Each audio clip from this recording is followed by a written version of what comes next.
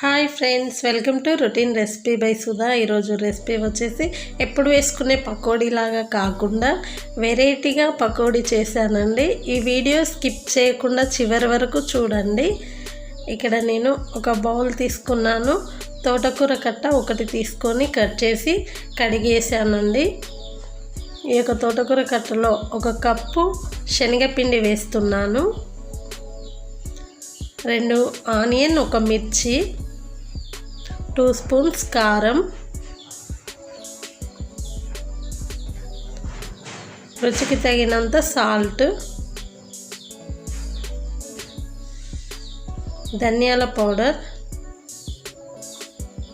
కొత్తిమీర ఇవన్నీ వేసి మనం ఇందులో వాటర్ వేయకుండా తోటకూర కడిగాము కదండి, అందులో వాటర్ ఉంటాయి కాబట్టి ఇలా అంతా కలిపేసుకోవాలి. వాటర్ అవసరం లేదు. కాస్త ఆయిల్ వేసుకొని మళ్ళీ కలిపేసుకోవాలి. చేతికి అంటకుండా ఉండడానికి ఆయిల్ వేసానండి. ఇలా బాగా కలిపేసుకోవాలి. ఇప్పుడు మనం స్టవ్ పైన ప్యాన్ పెట్టేసుకుందాం. ప్యాన్ హీట్ అయ్యాక ఆయిల్ వేస్తున్నాను. ఆయిల్ హీట్ అయ్యాక స్పూన్తో కానీ చేతితో కానీ వేసుకోవచ్చండి. నేనైతే ఇక్కడ స్పూన్తో వేస్తున్నానండి. చిన్న చిన్న బొండాల్లాగా కాకుండా నేను ఇక్కడ స్పూన్తో చిన్న చిన్నగా వేస్తున్నాను. మనం మామూలుగా ఎప్పుడు చేసుకునే పకోడీ కాకుండా ఇట్లా తోటకూరతో చేస్తే హెల్త్కి కూడా చాలా మంచిది. ఆయిల్ కూడా ఎక్కువగా పట్టదు. చాలా తక్కువ ఆయిల్లోనే మనం డీప్ ఫ్రై చేసుకుంటామండి. ఇలా కొంచెం బ్రౌన్ కలర్ వచ్చే వరకు బాగా ఫ్రై చేసుకోవాలి. ఇక్కడ నాకైతే రెడీ అయిందండి.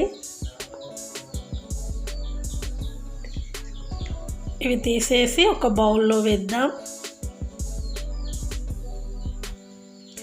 నెక్స్ట్ కూడా మిగతాది కూడా అదే విధంగా ఫ్రై చేసుకోవాలండి. పిల్లలకు చేసి పెట్టినట్లయితే చాలా అంటే చాలా ఇష్టంగా తింటారండి. ఒక్కసారి చేసి పెట్టారంటే మళ్ళీ కావాలంటారు, అంత బాగుంటుంది. పిల్లల నుండి పెద్దవాళ్ళ వరకు ఎవరైనా తింటారండి, అంత బాగుంటుందండి. తప్పకుండా ట్రై చేయండి. ఈ వర్షాకాలంలో ఇలాంటి స్నాక్స్ చేసి పెట్టినట్లయితే అందరు ఇష్టంగా తింటారండి. నాకైతే ఇక్కడ రెడీ అయిపోయిందండి. చాలా అంటే చాలా టేస్టీగా ఉంది. చాలా క్రిస్పీగా కూడా ఉంది. చాలా బాగుందండి. ట్రై చేయండి. ఈ వీడియో మీకు కనుక నచ్చినట్లయితే లైక్ చేయండి, షేర్ చేయండి, సబ్స్క్రైబ్ చేయండి. Thank you for watching.